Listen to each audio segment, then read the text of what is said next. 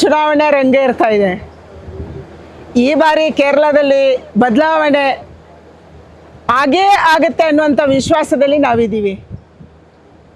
ಕಳೆದ 78 ವರ್ಷಗಳಿಂದ UDF ಅಥವಾ LDF ಇದರಿಂದ ಜನ ಬೇಸತ್ತಿದ್ದಾರೆ. ಈವನ್ ಅದರ ನಾಯಕರೇ ಬೇಸತ್ತಿದ್ದಾರೆ. ಅವರ ಕಾರ್ಯಕರ್ತರು ಹೇಳ್ತಾರೆ ಬದಲಾವಣೆ ಬೇಕಿದೆ ಅಂತೇಳಿ. ಆದರೆ ನಾವು ಹೊರಗೆ ಹೇಳಿರಲಿಲ್ಲ, ಬದಲಾವಣೆ ಬೇಕಿದೆ. ಕೇರಳ ಬದಲಾಗುತ್ತೆ.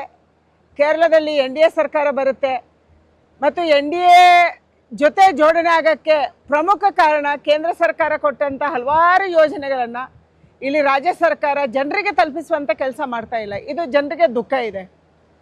ಯಾವುದು ಬೇರೆ ರಾಜ್ಯದಲ್ಲಿ ಸಿಗುತ್ತೆ ಅದು ಕೇರಳದಲ್ಲಿ ಸಿಗೋದಿಲ್ಲ. ಇದಕ್ಕೆ ಕಾರಣ ಇಲ್ಲಿರುವಂಥ ಸರ್ಕಾರ. UDF ಬೇರೆ ಅಲ್ಲ, LDF ಬೇರೆ ಅಲ್ಲ, ಅವರು ಒಂದೇ ನಾಣ್ಯದ ಎರಡು ಮುಖಗಳು. ಅದಕ್ಕಾಗಿ ಮೊದಲ ಬಾರಿಗೆ ಕೇರಳದಲ್ಲಿ ಭಾರತೀಯ ಜನತಾ ಪಾರ್ಟಿಯ ನೇತೃತ್ವದ NDA ಬಹಳ ದೊಡ್ಡ ಸಾಧನೆಯನ್ನು ಮಾಡುತ್ತೆ ಅನ್ನುವಂಥ ವಿಶ್ವಾಸ ಇದೆ. ಇವತ್ತು ನಾನು ಕಾಸರಗೋಡಲ್ಲಿದ್ದೀನಿ. ಕಾಸರಗೋಡು, ಉಧಮ ಮತ್ತು ಮಂಜೇಶ್ವರದಲ್ಲಿ ತುಂಬ ಒಳ್ಳೆಯ ವಾತಾವರಣ ಇದೆ. ಆ ರೀತಿಯ ಬೂತ್ ಮಟ್ಟದ ಕೆಲಸವನ್ನು ನಾವು ಮಾಡ್ತಾ ಇದ್ದೀವಿ. ಖಂಡಿತ ನಾನು ಎಲ್ಲರಿಗೂ ವಿನಂತಿ ಮಾಡ್ತಾ ಇದ್ದೀನಿ, ದಯಮಾಡಿ ನೀವು 10 ದಿನಗಳ ಕಾಲ ನಮಗೆ ಸಮಯ ಕೊಡಿ. ಮನೆ ಮನೆ ಹೋಗಿ ಮತದಾರರನ್ನು 9ನೇ ತಾರೀಕು ಬೂತ್ಗಳಿಗೆ ಕರ್ಕೊಂಡು ಬನ್ನಿ, ವೋಟ್ ಹಾಕಿಸಿ. ಖಂಡಿತ ಮೋದಿ ಕೇರಳದಲ್ಲಿ ಬದಲಾವಣೆಯನ್ನು ಮಾಡೇ ಮಾಡ್ತಾರೆ. ಈ ಕೇರಳಕ್ಕೆ ವಿಕಸಿತಂ ಕೇರಳಂ ಆಗಬೇಕು. ಈ ಕೇರಳ ಸುರಕ್ಷಿತ ಕೇರಳಂ ಆಗಬೇಕು.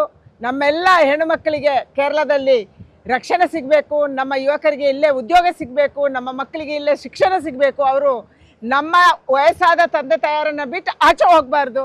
ನಮ್ಮ ಕೇರಳದಲ್ಲಿ ಉಳಿಸ್ಕೊಳ್ಳುವಂಗೆ ಆಗಬೇಕು ಅಂದರೆ ಇಲ್ಲಿ ನರೇಂದ್ರ ಮೋದಿಗೆ ಬೆಂಬಲ ಕೊಡುವಂಥ ಅಗತ್ಯ ಇದೆ. ನೀವೆಲ್ಲರೂ ಬೆಂಬಲಿಸಿ ಅನ್ನುವಂಥ ಪ್ರಾರ್ಥನೆಯನ್ನು ಮಾಡ್ತಾ ಇದ್ದೀನಿ. ಸುರೇಂದ್ರನವರು ವಲಸೆ ಹಕ್ಕಿ ಅಂತೇಳಿ UDFನವರ ಆರೋಪ. ಸುರೇಂದ್ರನವರು ಕೇರಳದ ಮಗ, ಕೇರಳದ ಮಣ್ಣಿನ ಮಗ. ಕೇರಳದಲ್ಲಿ ಯಾವುದೇ ಕ್ಷೇತ್ರದಲ್ಲಿ ಕಂಟೆಸ್ಟ್ ಮಾಡೋದಕ್ಕೆ ಅವರಿಗೆ ಅರ್ಹತೆ ಇದೆ. ಅವರು ಒಬ್ಬ ಹೋರಾಟಗಾರ. ಹಿಂದೆ ಮಂಜೇಶ್ವರದಲ್ಲಿ ಅವರು ನಿಂತಿದ್ದರು. ಮಂಜೇಶ್ವರದ ಜನ ಜೊತೆಗೆ ಬೆರೆದಿದ್ದಾರೆ. ಆದರೆ ಯಾರು ಇಲ್ಲೇ ಗೆದ್ದು ಹೋಗಿದ್ದೀರಾ, ನೀವು ಮಂಜೇಶ್ವರದ ಧ್ವನಿಯನ್ನು ಎಷ್ಟು ಬಾರಿ ನಿಯಮಸಭೆಯಲ್ಲಿ ಇಟ್ಟಿದ್ದೀರಿ ಅದು ನಮಗೆ ಮೊದಲು ಹೇಳಿ. ಮಂಜೇಶ್ವರದ ಸಮಸ್ಯೆಯನ್ನು ಎಷ್ಟು ಬಾರಿ ನೀವು ನಿಯಮಸಭೆಯಲ್ಲಿ ಮಾತಾಡಿಲ್ಲ. ಆದರೆ ನಮ್ಮ ಸುರೇಂದ್ರನು ಜನರ ಸಲುವಾಗಿ, ನಮ್ಮ ಅಯ್ಯಪ್ಪನ ಸಲುವಾಗಿ, ಜನರ ಸಮಸ್ಯೆ ಸಲುವಾಗಿ ಅವರು ಹೋರಾಟವನ್ನು ಮಾಡಿದ್ದಾರೆ.